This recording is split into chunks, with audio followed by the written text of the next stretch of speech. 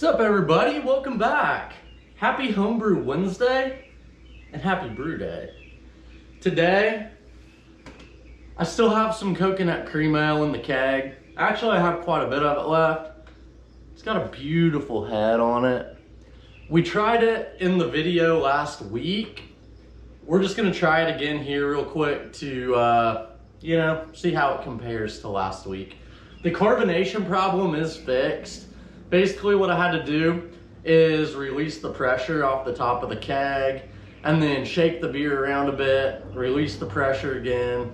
I did that a couple times. Then I pulled my pressure down from 12 to about 9, and it's been like that for a few days now. So much better than it was, for sure.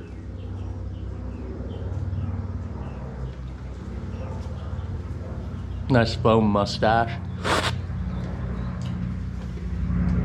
Okay, so that coconut flavor really calmed down a lot, and it's far better than it was when I tried it last week on the channel. So, just give a beer a little bit of time, and it usually comes around if it's not that good. It gives time for all the flavors to sort of mellow out and blend together. So today, we're brewing up the Brewer's Best American Cream Ale, okay? There's a couple of reasons we're doing this kit today. One, because it's been in the closet collecting dust ever since Craig on CraigTube was just like raving over this beer. I haven't heard him talk about many beers like he talked about this one, okay? So since I'm such a Brewer's Best fan, no, I promise I don't work for Brewer's Best. I just tend to do a lot of Brewer's Best kits because I love their stuff. Okay, so I'm finally getting around to making this 5 gallons that I had sitting back in my closet. It's gonna be, I'm also doing it for the sake of pipeline. Okay, so that keg's getting lower every day. I'm gonna pop this in the bucket, stick it back in the bathroom, and then here in a couple weeks, 3 weeks, I'm gonna keg it. Okay, so we gotta drink all of this by that time. Cheers, guys. I hope you're having a home brew today. If you're not, store-bought beer worked just fine. Hope you're drinking along with me. Enjoying this beautiful day to make beer, okay? We're gonna do an unboxing real quick, just so we can see what all's in this thing. All right. Of course, instructions on the top. We'll go over those here in a second. If you've never brewed a kit before, I'm gonna be pretty thorough. I'm not necessarily gonna explain everything. If you do what the instructions say, you'll be just fine. But sometimes it helps to get eyes on someone, doing what you're about to do. This kit has, okay, let's just get into it. We have some extra light malt extract, okay? 100% pure liquid malt extract, or LME, okay? We have 1 pound, 2 pounds of Pilsen Light dry malt extract, or DME, okay? DME because it's dry, LME because it's liquid. These are our fermentables. This is where our sugar is gonna come from, that our yeast is gonna chew through and produce alcohol, okay? Ooh. We've got some corn sugar. 1 pound of corn sugar. That's gonna keep this beer super light. It's gonna add alcohol to the beer without adding, body. So it's not gonna make it any thicker. It's just gonna give us a little kick, alcohol-wise.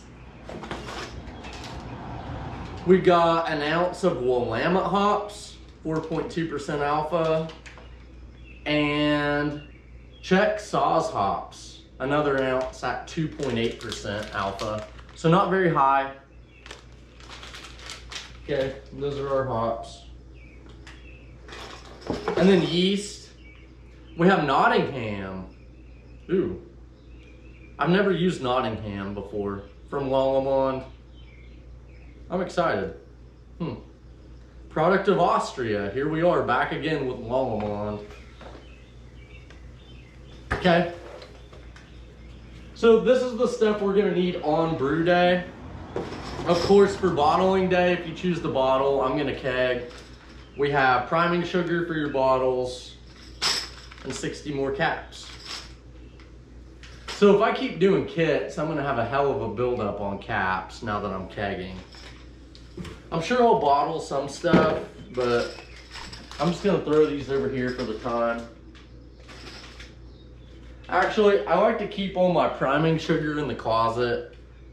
I don't know, it just stays, it's cooler in the house, and I'm sure it doesn't matter, but I like to keep my food products inside where it's not, you know, blazing 100 degrees out here. Actually, it's only 80 degrees, 82 degrees in the garage today. So, beautiful day. Okay, so the list of ingredients, this is what we have for brew day today. We've got our LME or DME, we have the corn sugar, we have our hops, and we have our yeast.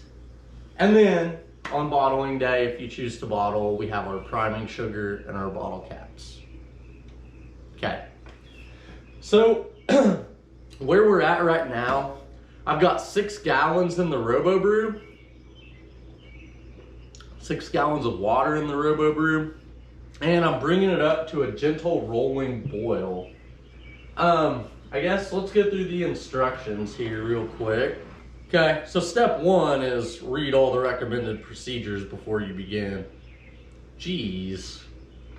2, sanitize. I like to keep my tub of sanitizer. I use this is actually sterilizer. I always keep this on hand. It's just called Easy Clean. There's a lot of other stuff like it. So Easy Clean, I've got it in a tub. It takes 1 tablespoon per gallon. So before I start a brew day, I mix up my sterilizer first and let it dissolve while I'm getting everything else around. And then as I go, if I need to sterilize something, I just throw it in the tub. And it's just my little go-to spot right here. I know it's clean, and yeah. Okay, so step 2, sanitize. Step 3, start the boil. It says pour 2.5 gallons of clean water into your brew pot. They realize that most people, or at least a lot of people, brew inside on the stove. And most people probably don't have brew pots that can hold 6 gallons at a time. It's a 5-gallon batch. The reason I add 6 gallons is because in an hour, in a 60-minute boil, I'm probably gonna lose about a gallon to boil off.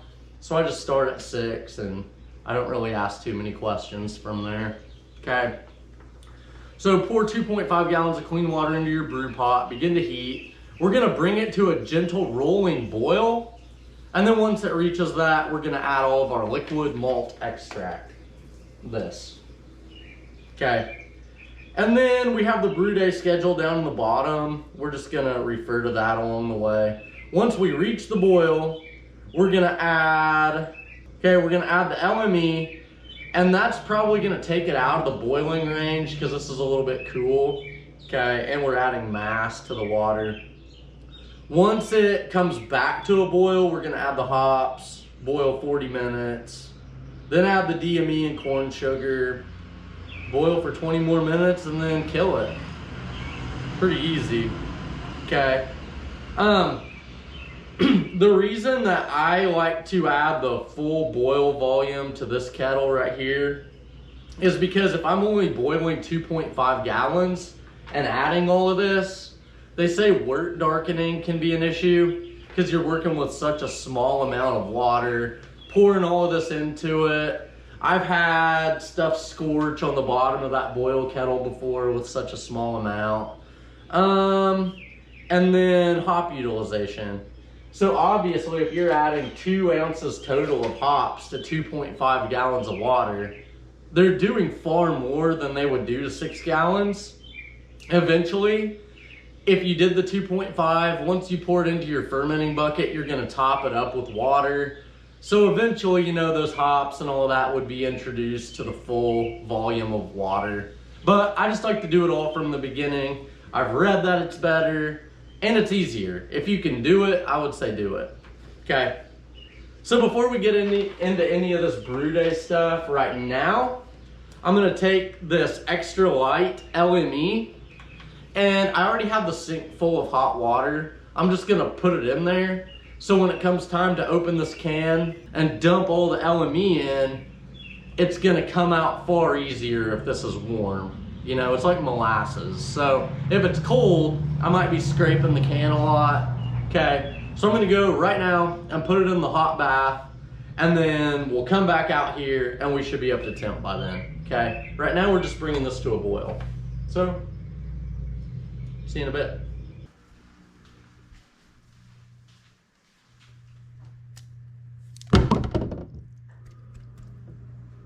All right, so we've reached 212 degrees on the Robo Brew. We've definitely got a gentle rolling boil. So I've removed my liquid malt extract from the heat bath in the kitchen sink. So now my instructions there on number 3 say after you bring it to a gentle rolling boil, add only the included liquid malt extract, okay? And then we're gonna continuously stir it in as we pour it because we don't want it to go to the bottom and scorch, okay? So that's what we're gonna do. Okay.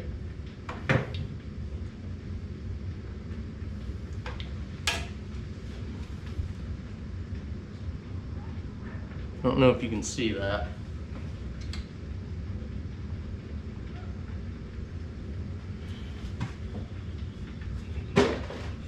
Okay, here we go. Continuously stirring as we add it. And I've got my spoon clear to the bottom because I want to catch it as it goes down there. Ow.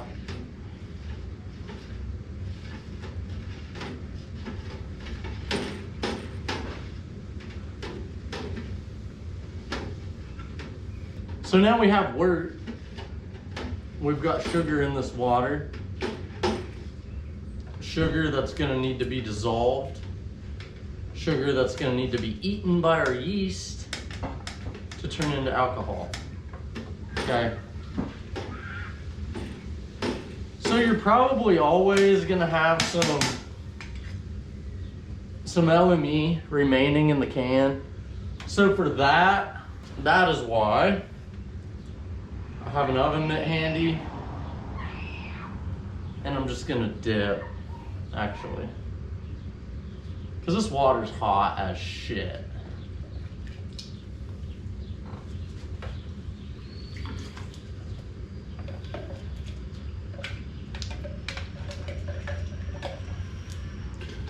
We want to get as much of it as we can, obviously.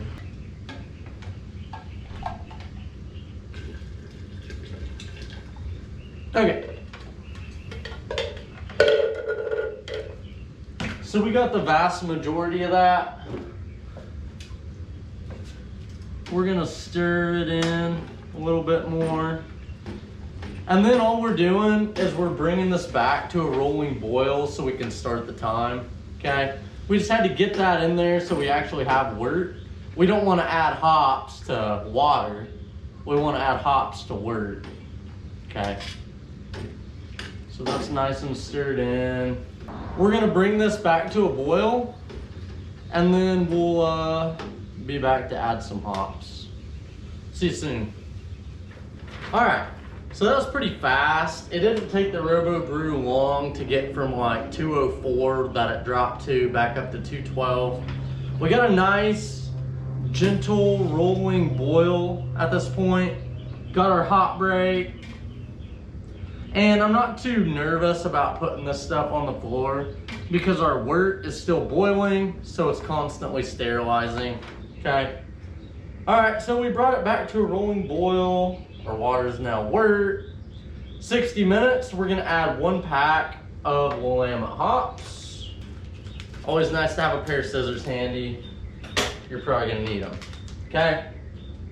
Willamette hops going in. Okay. And that will start our 60 minutes. There you have it. Oh, they smell good. They smell so, so good. All right, so the instructions just say to boil for 40 minutes at this point. As the hop break continues to come up, until that goes away, I'm gonna get some hop residue probably up on the side of my kettle as it boils. So I'm just gonna monitor it, babysit it.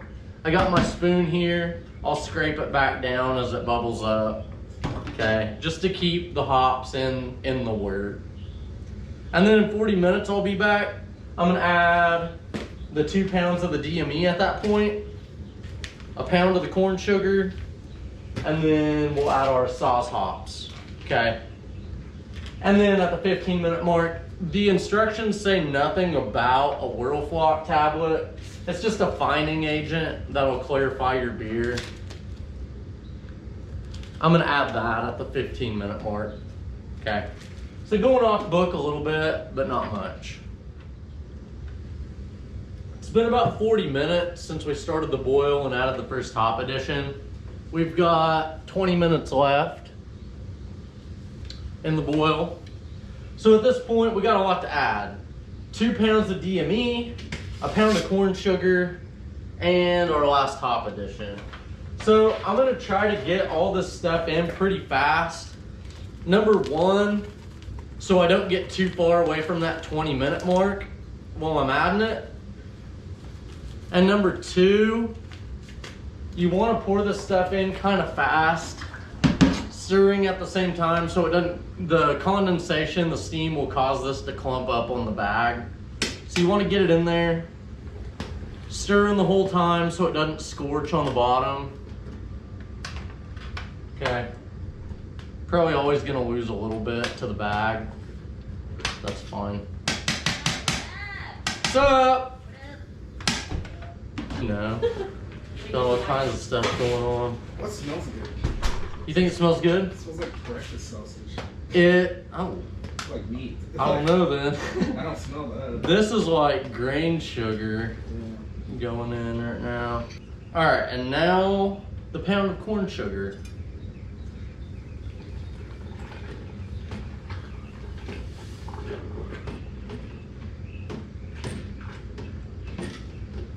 We definitely want to keep that from scorching on the bottom. And then the last hop addition, we have sauce hops. Oh no, you're good. And that kind of took my boil away. So we got about 15 minutes left. We'll just let it go. We'll be good.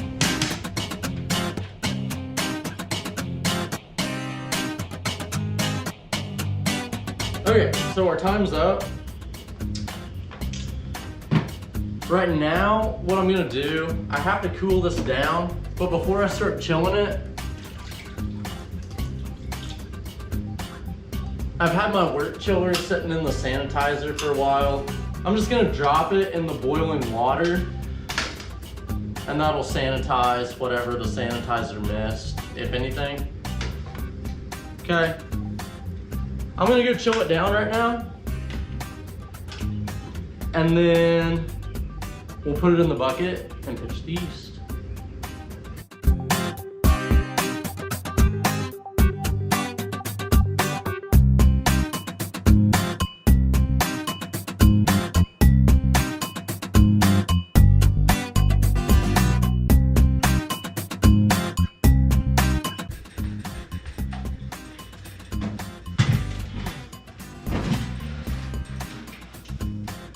Once again, when I'm old, I don't know how I'm gonna do it. Need to have some more kids or get one of those winches that, you know, can pull a transmission or an engine out of a car. I don't know. Okay, so I got the wort under 70 degrees, or sorry, under 80 degrees. It's at 77 right now. It's probably even a little cooler than that. But by the time I drain it into the bucket, it'll be even cooler and it's fine to pitch the yeast. Around 75, hopefully a little bit lower. All right, so, damn it. I still need to sanitize my bucket, and then I'm gonna get this wort in there and I'm gonna pitch the yeast. That's gonna be it for the day, ladies and gentlemen.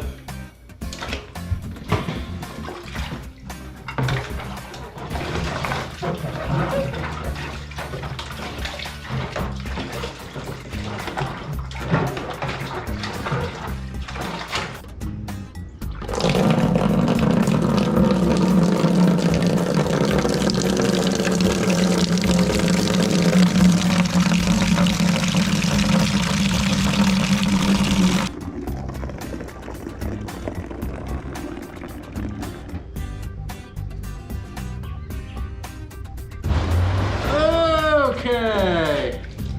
Man, you know, brew day always starts off hot, and then by the end, it's like, whoo, what did I sign up for?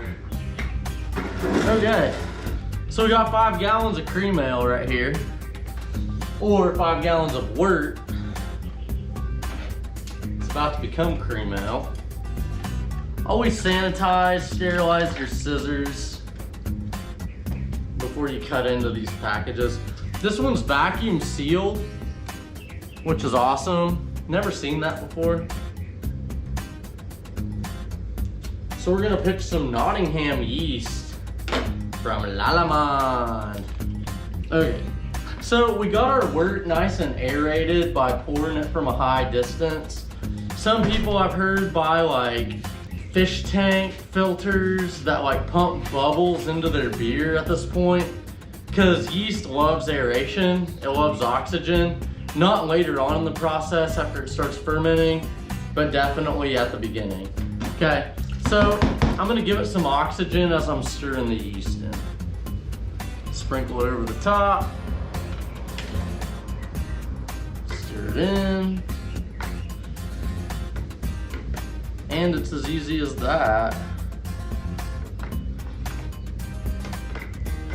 I have some plans to make a lager here pretty soon, so I'm trying to keep the freezer back in the back of the house open.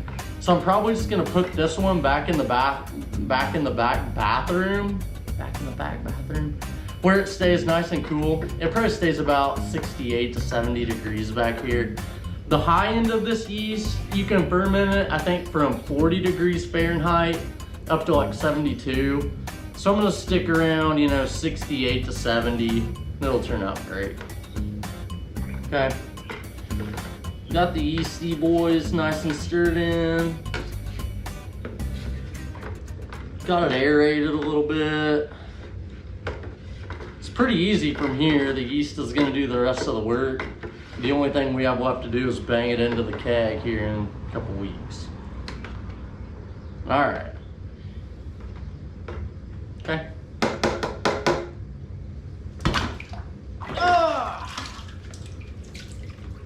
Pop the top.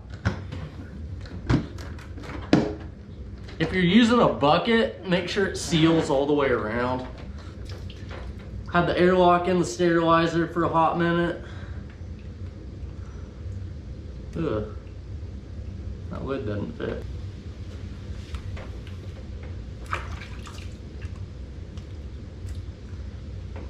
And as they say, that's all she wrote. Cheers, guys. Happy brew day. Happy homebrew Wednesday. And we'll see you next time.